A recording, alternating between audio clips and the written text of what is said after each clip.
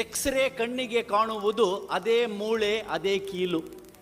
ಮುಖೇಶ್ ಅಂಬಾನಿಯವರನ್ನೇ ಕರೆದುಕೊಂಡು ಬನ್ನಿ ಅಥವಾ ಒಬ್ಬ ಭಿಕ್ಷುಕನನ್ನೇ ಕರ್ಕೊಂಡು ಬನ್ನಿ, ಎಕ್ಸ್ರೇ ಕಣ್ಣಿಗೆ ಕಾಣುವುದು ಅದೇ ಮೂಳೆ ಅದೇ ಕೀಲು.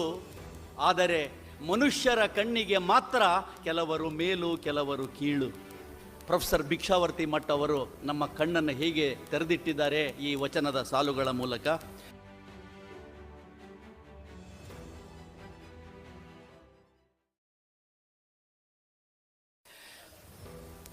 ಎಕ್ಸ್ರೇ ಕಣ್ಣಿಗೆ ಕಾಣುವುದು ಅದೇ ಮೂಳೆ ಅದೇ ಕೀಲು. ಮುಖೇಶ್ ಅಂಬಾನಿಯವರನ್ನೇ ಕರೆದುಕೊಂಡು ಬನ್ನಿ ಅಥವಾ ಒಬ್ಬ ಭಿಕ್ಷುಕನನ್ನೇ ಕರ್ಕೊಂಡು ಬನ್ನಿ, ಎಕ್ಸ್ರೇ ಕಣ್ಣಿಗೆ ಕಾಣುವುದು ಅದೇ ಮೂಳೆ ಅದೇ ಕೀಲು.